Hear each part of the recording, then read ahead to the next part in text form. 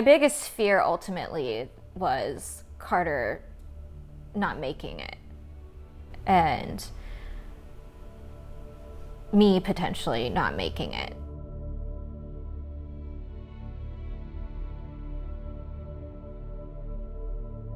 We were like so excited when Kelsey was first pregnant with Carter. I mean, we'd been together for more than a decade and we're just over the moon happy to be having a little boy. Everything seemed to be going well until it didn't. The doctors ran tests and they diagnosed me with preeclampsia.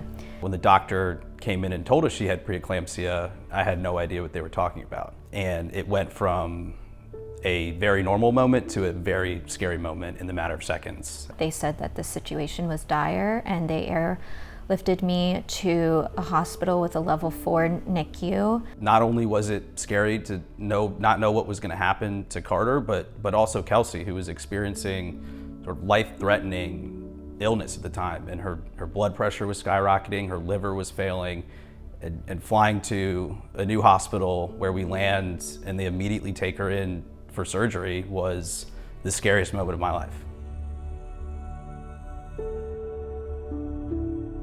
We had a long stay. It was terrifying the whole way through, especially in the beginning. Those first days and weeks, it was really touch and go. We didn't know what was going to happen.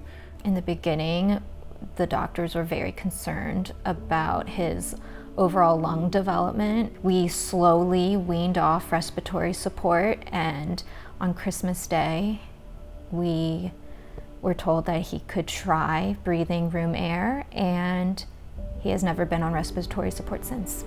There was no guarantee that Carter was going to ever be able to leave that hospital. And so after the 5 months that we spent there, getting to bring him home was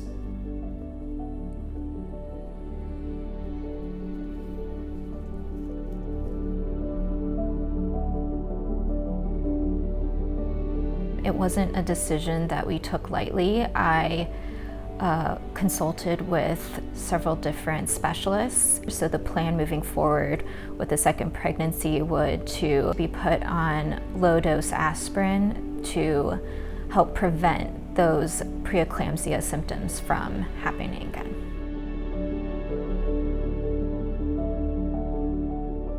It was this combination of feeling grateful and excited and also being terrified and wondering, is the ball gonna drop? And getting past 25 weeks was a huge relief. Hudson's pregnancy felt like a typical normal pregnancy, and I only know that because I didn't have that with Carter.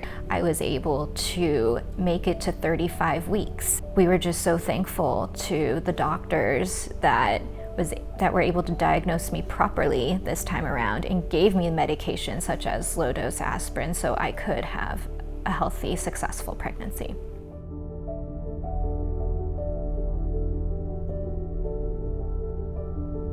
I did not know about preeclampsia before I was diagnosed with it. And I think it's so important that if you are going to have a baby, that you are knowledgeable of what it is, what those symptoms are. It's very important that March of Dimes is taking on this low-dose aspirin campaign because it is something that anybody can do when they're pregnant. Just taking low-dose aspirin every day. It is a very easy, simple, not costly attempt that you can make to better your chances of not having something like preeclampsia. We support March of Dimes because of the research that they do to help prevent premature birth and the support that they give NICU families during one of the most stressful times of their lives. We are just forever grateful to them, and we want to continue to support this wonderful organization.